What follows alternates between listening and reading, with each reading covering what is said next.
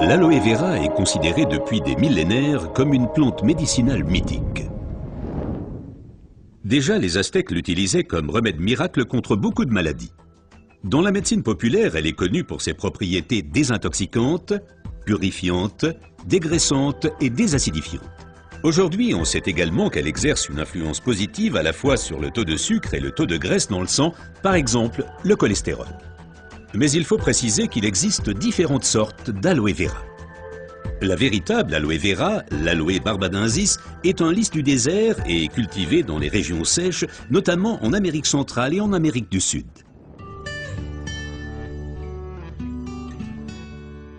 L'efficacité de l'aloe vera dépend principalement de son traitement, mais les différences se font dès la récolte.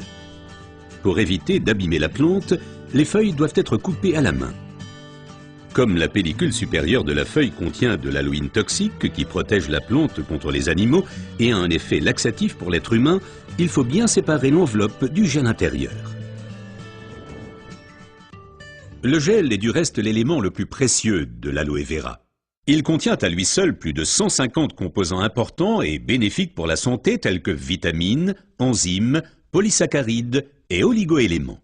Et c'est précisément cette combinaison unique, cette association de différentes substances qui entraîne l'effet médicinal.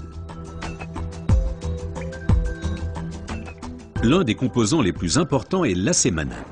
Il a une influence positive sur le système immunitaire et diminue d'autre part les inflammations et les radicaux libres. Le résultat, une amélioration de l'apport en oxygène. Observons ce phénomène de plus près. Le sang assimile l'oxygène dans le poumon et le transporte à travers les vaisseaux sanguins vers les cellules.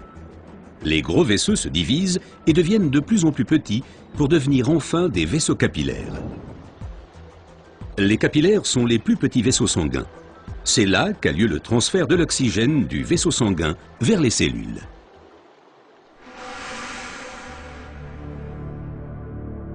Une alimentation malsaine, la pollution de l'environnement, le stress et des exigences élevées affaiblissent notre système immunitaire. Les radicaux libres ont le jeu plus facile et ils peuvent entraîner des micro-inflammations dans l'organisme. Ces inflammations altèrent les vaisseaux et entraînent un épaississement des parois des capillaires. Ce gonflement rétrécit le vaisseau et les globules rouges circulent plus lentement à travers les capillaires, entraînant une baisse de l'alimentation en oxygène. Et c'est là que l'aloe vera intervient. Elle réduit le gonflement des parois des capillaires. Les globules rouges circulent plus rapidement et l'alimentation en oxygène est améliorée. Les toxines et les impuretés sont évacuées plus rapidement. De récentes études indiquent que d'autres substances naturelles peuvent encore améliorer l'effet de l'aloe vera. Parmi ces substances, il faut citer tout d'abord le silicium, mais aussi l'huile d'onagre et enfin les minéraux basiques. Observons tout d'abord le silicium d'un peu plus près. Le silicium est indispensable à l'organisme. C'est un élément structurant. Nous le connaissons surtout sous forme de sable de quartz que l'on trouve dans la pierre et le béton. Dans l'organisme, le silicium contribue à stabiliser les tissus, mais il renforce également les os, les ongles, les cheveux, les tissus conjonctifs et les parois des capillaires. Avec l'âge, les capillaires menacent de perdre leur fermeté. Ils peuvent littéralement se désagréger, ce qui entraîne une interruption du flux sanguin. Dans le pire des cas, ceci peut entraîner des incidents vasculaires cérébraux et l'infarctus. Le silicium renforce et soutient les parois des capillaires et maintient ainsi le vaisseau sanguin ouvert. Les globules peuvent ainsi continuer à alimenter les cellules en oxygène.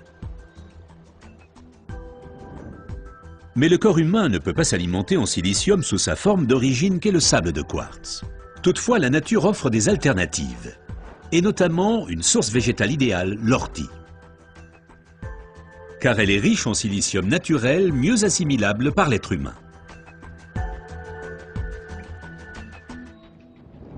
Une oxygénation optimale ne dépend pas uniquement des capillaires, mais aussi et surtout de l'état du sang. Le sang ne peut bien circuler dans les vaisseaux capillaires que s'il est suffisamment fluide. Certaines substances peuvent améliorer la fluidité du sang, l'huile d'onagre avec ses acides gras insaturés et naturellement les minéraux basiques. Les acides gras insaturés sont des fluidifiants du sang. Ils empêchent les globules de s'agglutiner et donc un épaississement du sang. Les minéraux basiques soutiennent l'élasticité des globules rouges et facilitent ainsi leur passage à travers les capillaires. Ces deux éléments améliorent la fluidité du sang et garantissent ainsi son alimentation optimale en oxygène. Permettez-moi de récapituler.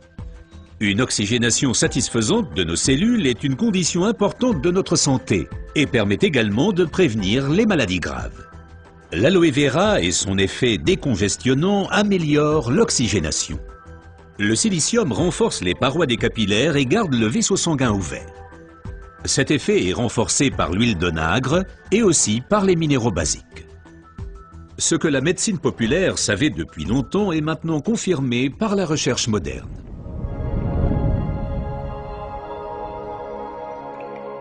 L'aloe vera améliore l'apport en oxygène et donc votre santé. Car l'oxygène signifie la vie. Faites confiance à l'aloe vera.